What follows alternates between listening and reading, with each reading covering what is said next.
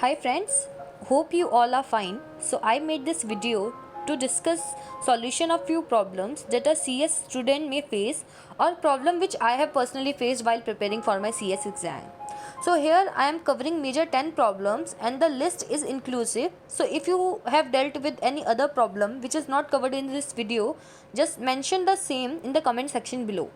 So the first and the most common problem that CS students are facing is that the syllabus of our course is very wide. How to cover and remember everything? So friends, for that you have to start preparing from day 1. Just purchase a good calendar and plan your study for every single day.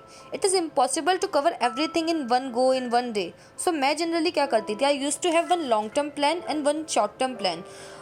For long term plan you should know कि आप 2 महीने में क्या क्या cover करोगे, कौन कौन से सब्जेक्ट का कितना कितना पोर्शन एक्चुअली आप कवर कर पाएंगे और you have to write it somewhere. For short term plan आपको हर दिन मॉनिटर करना है कि what you are actually studying simultaneously with your classes. So हमें यहाँ पे डिवाइड एंड रूल वाली फिलॉसफी अडॉप्ट करनी है जिसमें हमें सिलेबस को टुकड़ों में बांटना है ताकि हम सिलेबस के छोटे छोटे पोर्शन को हर पोर्शन को बहुत अच्छे से कवर कर पाएँ और उस पर अपनी ग्रिप बना पाएँ. So this is problem number 1. So coming to the problem number 2, which is we are not able to remember sections and limits. There are so many limits in Companies Act and other laws. So the easiest way to remember limits is to prepare a mnemonic for that. So in Companies Act अगर हम देखें तो सारी limits paid up share capital, borrowing, deposit से turnover के base पे derive होती है. तो for example अगर आपको चेक करना है कि इंटरनल ऑडिट की रिक्वायरमेंट आप पे लगती है, आपकी कंपनी पे लगती है कि नहीं लगती है. सो for that I have prepare a mnemonic that is Delhi PBT, DPBT, D deposit, P for paid up share capital, B for borrowing, T for turnover. So this is how you will able to remember. And for internal audit, it is the multiplication of 2 deposit 25 crore into 2 50 crore which is paid up share capital into 200 crore which is borrowing and 200 crore is for turnover. So this is very important to remember each and every limits because उसके basis पे case studies बनती हैं. Now it is very important to write section somewhere and to paste it somewhere which is very prominent place. For example, you can paste that paper on your study notice board. और मैं generally अपने bed के side में लगाती थी ताकि मैं सोने से पहले और उठने के बाद उस पर नज़र मार लूँ और उसको याद कर सकूँ. So the problem number 3 is how to study 1 day before exam. The only success mantra in this regard is never compromise with your sleeping pattern. So let me share a small story with you which is mine only. So मैंने DD के exam से पहले पूरी रात नहीं सोई थी. इस वजह से मेरा डीडी का एग्ज़ाम तो अफेक्ट हुआ ही, साथ साथ सीआर के एग्ज़ाम से पहले आई वॉज हॉस्पिटलाइज बिकॉज मेरी तबीयत बहुत ज़्यादा ख़राब हो गई थी. तो इट इज़ वेरी नेसेसरी कि आप सोएं, अच्छे से सोएं क्योंकि आप वैसे भी सब कुछ रिवाइज नहीं कर पाएंगे. तो deep in our heart we know कि हम सब कुछ तो नहीं पढ़ सकते. सो इट्स बेटर कि हम स्टार्टिंग से ही शॉर्ट क्विक क्रिस्प नोट बना के चले ताकि एग्जाम से पहले हम वो पढ़ सकें. अगर आप अपनी क्लासेस ठीक से ले रहे हैं तो अल्टीमेटली आपको एग्जाम में क्लासेस ही याद आएंगी, आपको 1 day बिफोर वाली पढ़ाई बिल्कुल याद नहीं आएगी. So it will not going to help you. The fourth problem. Now coming to problem number 4, which is difficult to attempt all modules together. So for that plan your every subject from the very first day. जैसे ही आप executive में या finals में आते हैं आप अपना उसी टाइम से प्रिपरेशन करना स्टार्ट कर दीजिए. The subject for which you have to take classes, जिसके लिए आप क्लासेस ले रहे हैं और जिसके लिए आप सेल्फ स्टडी कर रहे हैं. Because in finals it is very difficult to take classes for every subject if you are going for all modules together. So segregate करिए. उसके बाद आप अपने टीचर्स से टेंटेटिव टाइमलाइंस लीजिए कि वो आपका सिलेबस कब तक करा पाएंगे. This is how you will able to set a deadline for your syllabus and set a target कि आपको कब तक सेल्फ स्टडी भी कंप्लीट करनी है. Coming to problem number 5, which is practical subjects are difficult. It is very important to understand the concept in practical subjects because 1 marks question हो या 15 marks का क्वेश्चन, सारे क्वेश्चन कॉन्सेप्चुअल बेस्ड होते हैं. या in theory also concepts are important but generally लोगों की ये प्रिजम्पशन होती है कि प्रैक्टिकल है यार फार्मूला बेस्ड है हो जाएगा. बट नो, प्रैक्टिकल में भी आपको कॉन्सेप्ट समझना बहुत ज़रूरी है. और practice as much as you can by your own hand. Don't pre assume कि यार ये तो वही क्वेश्चन है निकल जाएगा.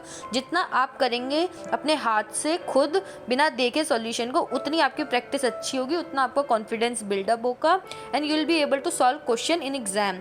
अगर आपको लगता है यार क्वेश्चन तो रेपिटेटिव है, डिजिट्स भी वही, I know the answer itself, jumble the digits and try again and again. Because यहाँ पे आप गलत कर दो चलता है, बट एग्जाम में गलत नहीं होना चाहिए. Now question number 6 is how to write in exam. So in exam दो तरीके के क्वेश्चन आते हैं, direct question and factual based question. For direct question आप ऐसा नहीं कि अगर आपका 5 मार्क्स का क्वेश्चन एक डेफिनेशन बोली गई तो you just simply write a definition and move forward. No, you have to write definition, you have to give some scope of it. I am not telling you कि आपको ज़्यादा लिखना है, बट आपको लिखना है कि एग्जामिनर को पता चले that you have actually dealt with that concept. And as well as for that factual based question are concern, don't directly jump to the conclusion. आप अपने फैक्चुअल बेस्ड क्वेश्चन को 3 पार्ट में डिवाइड करिए. Introduction, जिसमें आप बताएंगे कि facts क्या है. सेकंड वन इज लॉ, जिसमें आप बताएंगे लॉ क्या बोलता है, law what law actually says. And the third one is conclusion, that is your final answer. This is how you will be able to grab good marks. Don't directly jump to conclusion yes और no करके. 7th question is how to do theory subjects. So for that module is preferable, but don't directly jump to the module, because आपको पता है ICSI का module कितना ज़्यादा बल्कि है. So first understand the concept from the concise book, any good concise book जिसमें सब कुछ अच्छे से डिफाइन किया हो, बताया हो. When ever you will be done with that concept, grab module simultaneously. ऐसा नहीं कि आप 2 महीने बाद उठा रहे हैं. आपने वो पढ़ा उस कंसाइज बुक से, समझा, उसके साथ साथ मॉड्यूल उठा लीजिए. आपको हार्डली 20-30 मिनट एक्स्ट्रा लगेंगे मॉड्यूल से पढ़ने के लिए. और then this is how you will be able to build your concept, और आपका मॉड्यूल भी साथ साथ कवर हो जाएगा. अदरवाइज आपका मॉड्यूल अगर आप सोचोगे 2 महीने बाद उठाऊं तो बहुत डिफिकल्ट हो जाएगा आपके लिए. और मॉड्यूल्स एक्चुअली पढ़ना चाहिए, क्योंकि उसमें कुछ प्रैक्टिकल क्वेश्चंस ऐसे दिए होते हैं जो एक्चुअली एग्जाम में ऐसे कैसे उठ के आ जाते हैं. तो it is very important to do module. Question number 8, generally कुछ लोगों का ये होता है कि I am not good in studies, whether I will be able to clear CS exam और not. So in CS course all what matters is hard work. If you do your studies diligently, sooner or later you will be a good CS. So the two mantras which a CS student should follow is the hard work and determination. If you have both the things, you will definitely be able to clear your exam, as well as you will be able to succeed in life also. So the marks doesn't matter in CS exam. I don't think so. So the 9th query is difficult to manage classes and self-study simultaneously. So it's our first and foremost duty to study in classes by giving our 100%. अगर आपने classes में बहुत focus के साथ पढ़ाई की है तो you will be able to revise your classes within 2-3 hours after going home. मतलब आप आराम से कर लेंगे. अगर आपकी क्लासेस 4 क्लासेस अगर आपने दिन में लिए तो you will be able to revise that in 2-3 hours, maximum 4 hours. तो और जो आपकी क्लासेस का रिवीजन होना चाहिए वो आपके क्लासेस के आने के मतलब पढ़ने के 24 आवर्स के बीच होना चाहिए, के अंदर होना चाहिए. बिकॉज कहीं ना कहीं हमारे सबकॉन्शियस माइंड में जो हमारी पढ़ाई जाती है वो हमें उसी टाइम जल्दी as soon as possible we should revise it, because वो परमानेंट करना है हमें अपने माइंड में. So it is very important to revise those classes within next 24 hours. Okay. So and the last query जो मैंने बहुत सुनी है, अपने टाइम पे भी सुनती थी प्रॉब्लम, कि हमारे को 15 मिनट्स नहीं मिलते एग्ज़ाम अटैम्प्ट करने के पहले 15 मिनट्स नहीं मिलते to read question paper. So guys ये मैंने अपने बहुत सारे फ्रेंड्स को बताया है, और एक्चुअली उन्होंने मुझे फीडबैक दिया कि this is very very good trick that you have tell us. So मैं क्या करती थी, जनरली पेंसिल रखती थी हाथ में. जैसे ही क्वेश्चन पेपर मेरे हाथ में आता था, आंसर शीट तो हमारे पास होती थी.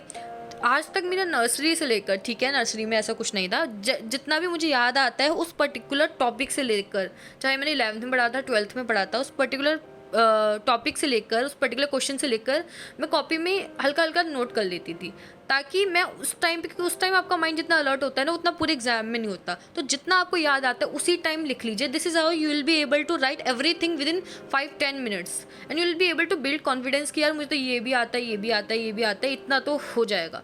एंड जैसे आपका कॉन्फिडेंस बिल्ड हो जाएगा, आप अच्छे से अटैम्प्ट कर पाएंगे, and you will be able to write your question paper, your answer sheet very easily. So friends, these are all the problems that I had come across. If there is any other problem that you are facing, just let me know in the comment section below, as I told you earlier also. The problems along with their respective solutions are attached in one document in the description given below. Till then, thank you, study well, take care, bye bye.